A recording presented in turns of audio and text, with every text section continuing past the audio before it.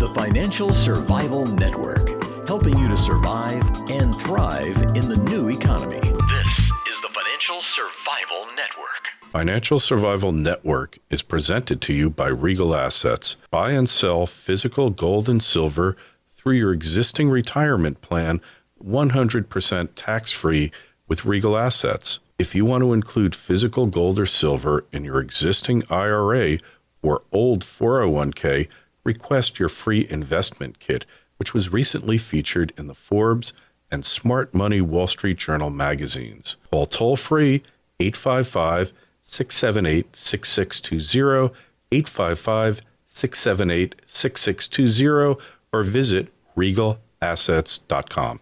And it's time for another Triple Lutz Report. First, we've got a new sponsor, which I am incredibly excited about. I just placed my first order with them.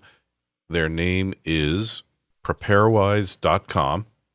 They are an emergency food supplier. They approached me, interestingly enough. I checked out their products. They are top-notch. A lot of the emergency food out there, honestly, you know I'm a foodie, and I live to eat. And if you saw my gut, it would be very clear to you. But here's the thing. I feel like a lot of the emergency food that's out there, I kind of feel like I'd rather not survive if I have to survive on this stuff. It has no taste. If it does have a taste, it's inexplicable. I can't stand the stuff. But these guys been in the business 20 years, and their food tastes good. Hey, is it as good as a meal at the Four Seasons in New York? No, it's not that good, and you're not going to get a bottle of Chateau Lafite Rothschild for $1,500 to go along with it. However, it's tasty, it's satisfying. I recommend it. Obviously, they're a sponsor. I wouldn't have taken them on, but this is the best freeze-dried food that I've tasted, and I've tried a number of different ones. In some warehouse clubs, they sell these things. I mean, it's like you could buy a pallet load of emergency preparedness food, and the stuff just has no taste. I mean, powdered eggs are just not going to make my day. This food is good. I recommend it. I purchased it, and they're a sponsor. Go to kerrylutz.com, click on their banner that's there. They've got specials just for Financial Survival Network listeners. And I just wanted to talk about that a little bit because I constantly get questions from people. How much food should I get? Where should I get it? My opinion about food, I think each member of your household probably should have about 60 days supply. If you don't get bottled water, you should get it, and you should stock up with about 20 or 30 of them. And then you keep using the bottled water, and they pick up the empties and restock it. So you've always got 30, 40 gallons of water in your house because you never know about the water system. Even in good times, we have water main breaks, we have reservoir contamination events, all sorts of things happen. And I don't know if the bottled water is any better. I like spring water. I don't like purified water. I stay away from it. So if you got 60 days worth of food for each member in your house, and then you should throw in some extra just in case. You shouldn't tell people that you've got emergency food ever, just like you shouldn't tell them that you're holding gold and silver. But look, if you want to help friends out, to have some extra, not a bad thing. If it lasts more than 60 days, I think we're going to have to go back to being hunter-gatherers. And in that case, probably you can't stock enough of it. Going into the years, I know some people out there, you stock up 6 months to a year worth of supplies. I understand doing it. I'm not saying that you shouldn't if you feel that that's the way you want to be prepared.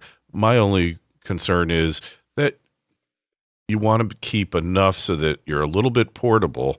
So if you got to get out of your house, you can bring the food supply with you. And if things go more than 60 days, then we're talking Mad Max, and you better have your bunker and your shelter. Hey, today is a great day. It's not just because I'm alive and breathing and working out and feeling in really healthy, good condition. and thankful for so many of the good things in my life. That's only part of it. Gold broke 1,700 today, and it's going higher. I don't think there's any question about it. There's just so much going on in the market that there's no way they can keep it down at this point. Right now, it's at $1,706 the ounce.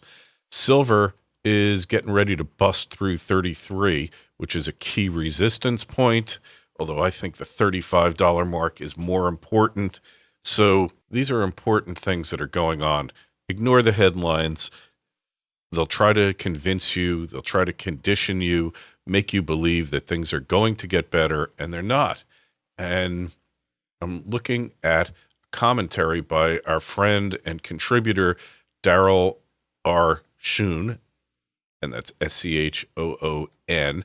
Daryl wrote a paper about the collapse of Western civilization about 6-7 years ago called Time of the Vulture, How to Survive the Crisis and Prosper in the Process. Now he's on his 3rd edition. So Daryl's a good friend, very articulate.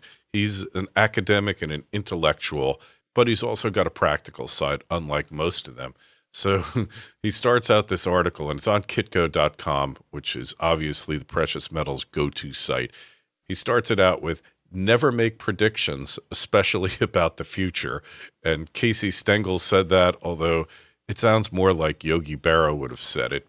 He's talking about how last year on September 6th, 2011, gold hit a high of $1,920. Immediately, the central banks of the world went into action, and through varied machinations, they were able to bring it back down to 1,600, and it's pretty much stayed there until now. And we saw momentum building in August, and I noted the behavioral changes that were taking place in the market. Got some snarky emails saying, what do you know? To which I have to admit, not much. I'm not a timer, not a trader. You hear me say that over and over again, and I hope you're not either.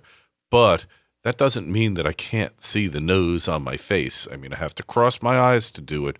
But the fact is, the market, as of last month in August, started behaving completely different.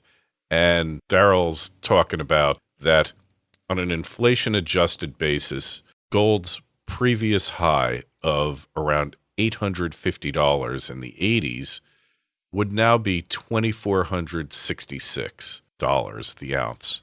And his feeling is that $2,466 will be taken out like frenzied shoppers overrunning Walmart security guards during Thanksgiving's Black Friday shopping event. And if you've ever watched those videos on YouTube, watching these insane people literally have duels over saving $10 on a waffle maker, you can only imagine what those people are going to do when they don't have food and when they don't have water or protection. How crazy are they going to go then? The point is, as he said, there isn't a Paul Volcker there this time to jack interest rates up to 20% or higher, okay? And that even if the Fed attempts to do it, it's going to be like putting out a rail signal in front of a runaway freight train. It just isn't going to work. And the panic is going to take place, which means that the inflation-adjusted highs of gold and silver are going to go through the roof. You got to understand that of the world's wealth today, around 2% of it is held in the form of precious metals. So if all of the world's fiat currencies just go away, then you've got 2% becoming many, many times more. You'll still have buildings, land, and other things of value, oil, commodities. So gold and silver might wind up being 25% or 40% or 50% of the world's wealth. So that's 25 times higher than they are today on an adjusted basis. However, whatever percentage of the world's wealth they become, that's not going to I guess it will have to take into account the panic of trying to take your wealth out of fiat currencies and put them into hard assets.